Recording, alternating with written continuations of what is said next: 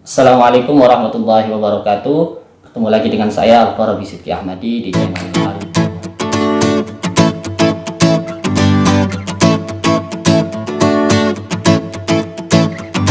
Kali ini kita akan membahas tentang sholat itu kewajiban atau kebutuhan. Kenapa ini perlu dibahas? Kenapa ini penting untuk dibahas? Karena pemikiran yang memisahkan antara sholat itu kewajiban dan kebutuhan sangat mengganggu sekali dalam proses peribadahan kita sebagai umat muslim. Dan juga minimal itu akan mengganggu dalam hal amar ma'ruf nahi mungkar. Kenapa demikian? Jika ada seseorang yang beranggapan bahwa sholat itu adalah kebutuhan misalnya, maka berarti ini udah menjadi tanggung jawab dari dia secara individual. Kita tidak bisa memaksa dia karena ya saya kan nggak butuh, ngapain kamu maksa-maksa saya, misalkan begitu. Begitu pula kalau sholat ini dianggap sebagai kewajiban, apa butuhnya bagi saya, misalkan begitu. Baik, kita akan bahas pertama dari segi logikanya dulu. Antara kewajiban dan kebutuhan, apa bedanya dan apa persamaannya?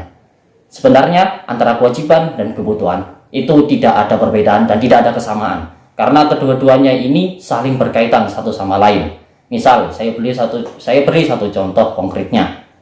Misalkan ada seseorang sedang sakit, dia berobat ke seorang dokter, sampai di dokter tersebut kemudian dokter memberikan saran kepada si pasien tersebut untuk proses penyembuhan dia.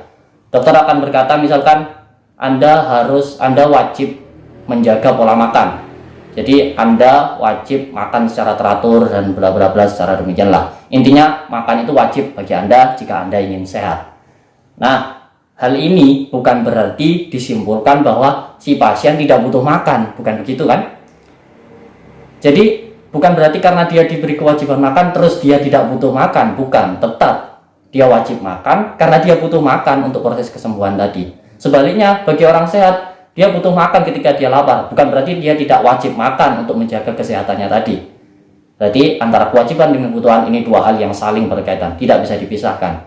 Sholat itu wajib, kenapa? Karena kita butuh terhadap sholat. Sholat itu kebutuhan, kenapa? Karena sholat itu kewajiban bagi kita. Baik, yang kedua akan saya bahas dari segi asal mula pensyariatan sholat. Dari sini nanti sedikit banyak kita akan tahu apakah benar bahwa sholat itu ya kebutuhan, ya kewajiban, seperti itu.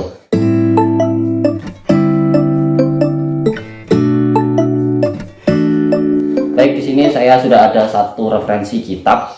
Ini kitab berjudul Al-Fiqhu Al-Islami wa Adillatuhu, karya Dr. Wahbah Az-Zuhaili. Ini di jilid 1 ya.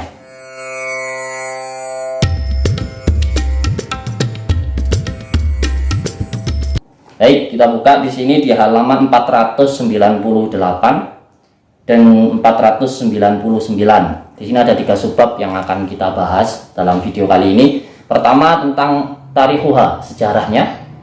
Kemudian tentang hikmah pensyariatan sholat. Dan yang terakhir yang akan kita bahas di sini adalah faedah dari pensyariatan sholat tersebut. Baik, pertama yaitu tentang sejarahnya.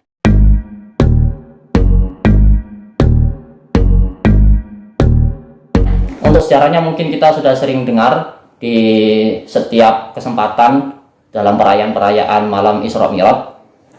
Pensyariatan sholat ini asal muasalnya disyariatkan pertama kali ketika Nabi melaksanakan Mi'raj dari Baitul Maqdis ke Sidratul Muntaha. Di sana Rasulullah bertemu langsung dengan Allah dan Allah memberikan satu syariat secara langsung tanpa perantara melalui malaikat Jibril atau yang lainnya.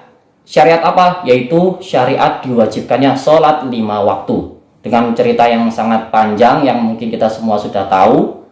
Ya, intinya kesimpulan dari perintah Allah kepada Nabi Muhammad itu adalah perintah sholat 5 waktu dalam sehari. Jadi perintah ini menandakan bahwa sholat itu adalah perintah yang paling spesial. Kenapa? Karena Allah menyampaikan langsung kepada Nabi Muhammad tanpa melalui perantara.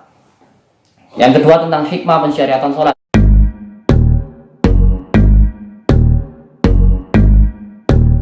Sholat di sini disebutkan as-sholatu a'zamu furudil Islam ba'da syahadatain. Sholat adalah perintah kewajiban yang paling besar setelah syahadat. Oke. Jadi tidak ada yang lebih besar perintah kewajiban, yang paling agung perintah kewajiban dalam Islam setelah syahadat kecuali sholat itu sendiri. Sholat apa? Sholat 5 waktu. Di sini dinukil ada sebuah hadis dari sahabat Jabir radhiyallahu an, dikatakan Rasulullah bersabda, bainar rajuli wa bainal kufri tarkus shalah. Jadi pembatas atau yang menandakan antara seseorang ini Islam atau kafir, di tengah-tengahnya ini adalah sholat. Jadi dapat disimpulkan begini, dia Islam, dia mengaku Islam, yang menandakan atau identitas utama dari keislaman dia seharusnya adalah sholat itu sendiri. Kenapa? Karena yang memisahkan antara dia dan kekafiran adalah sholat, adalah menjaga sholat 5 waktu.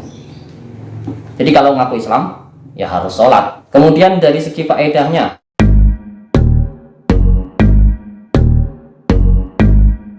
faedahnya ada banyak sekali di sini. Di antaranya ada aktus silah bainal abdi wa rabbih, menjaga ikatan hubungan antara dia hamba kepada Tuhannya. Jadi satu-satunya cara untuk kita bisa berkomunikasi langsung kepada Allah, untuk kita bisa menjalin hubungan langsung dengan Allah adalah dengan sholat. Nah, di sini juga menandakan bahwa kita punya Tuhan. Dengan sholat itu tandanya bahwa kita punya Tuhan. Gitu.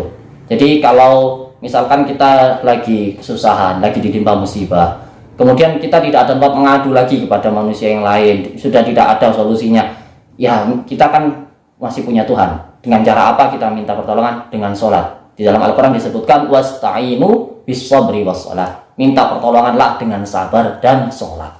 Kemudian selain itu tadi faedahnya, yaitu di sini ada Thariqul fauzi wal falahi, sarana untuk menuju kesuksesan dan keberhasilan. Keberhasilan baik dari kehidupan duniawi dan juga kehidupan ukhrawi tentunya. Dalam kitab ini menukil sebuah ayat Al-Quran yang berbunyi bismillahirrahmanirrahim, qad aflahal mu'minun alladzina hum fi shalatihim khashi'un, yang artinya yaitu sungguh beruntung orang-orang mukmin.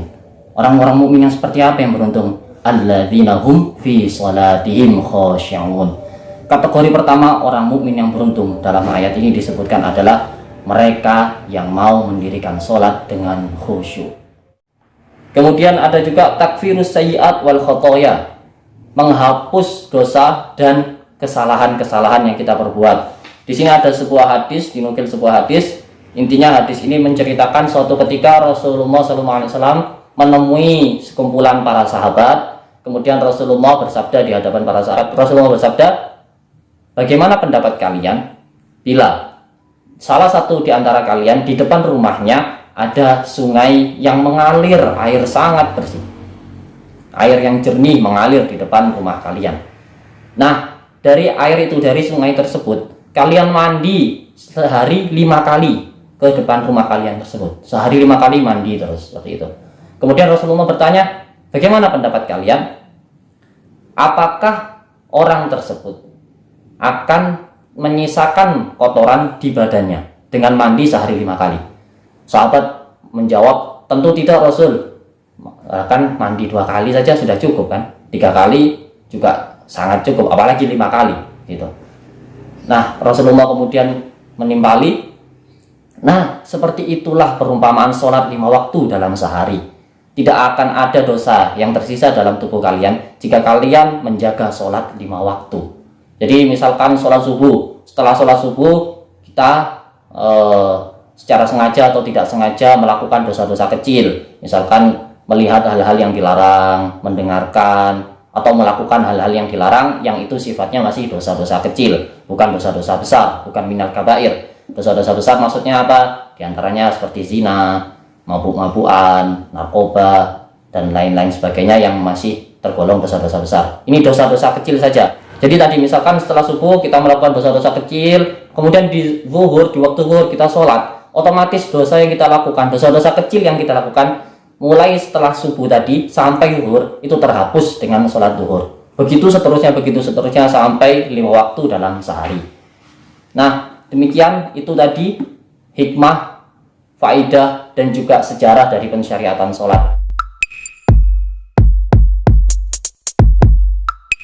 Nah, kemudian ada satu hadis yang menandakan bahwa sholat itu hal yang paling penting dalam Islam. Yaitu Rasulullah pernah bersabda, awwalu ma yuhasabu indallahi yaumal qiyamah as-shalah. Yang pertama kali dihisab oleh Allah di hari kiamat nanti pada setiap hambanya adalah sholatnya. Jadi kalau sholatnya baik, insya Allah amal ibadah yang lainnya baik. Kalau dari sholatnya saja buruk, amal-amal ibadah yang lainnya mungkin tidak akan dilihat, karena sudah terlihat dari sholatnya saja sudah buruk. Nah, hadis tersebut dalam kehidupan sehari-hari juga kita bisa terapkan untuk menilai seberapa komitmennya orang terhadap sebuah kepercayaan, komitmen seseorang terhadap urusan-urusan duniawi misalnya. Kenapa demikian? Bayangkan saja jika orang tersebut mampu menjaga komitmen terhadap jati diri agamanya. Dia mampu menjaga komitmen untuk selalu menjaga hubungan dia dengan Tuhannya. Apalagi untuk urusan komitmen-komitmen yang lebih sepele dari urusan agama. Apalagi untuk urusan-urusan kepercayaan yang lebih sepele dibanding menjaga hubungan dia dengan Tuhannya. Pasti tidak bisa diragukan lagi orang seperti ini. Tapi sebaliknya, bayangkan saja, untuk urusan menjaga komitmen dia terhadap jati diri agamanya saja, dia main-main. Dia mengentengkan komitmen dia terhadap Tuhannya. Apalagi untuk urusan yang lebih sepele dari agama. Untuk urusan yang berat seperti agama pun, dia berani main-main kok, apalagi yang lainnya. Ya, mudah-mudahan kita selalu dijadikan orang yang selalu menjaga sholatnya. Rabbi ja'alli muqimas shalah wa min dzurriyyati rabbana wa taqabbal du'a.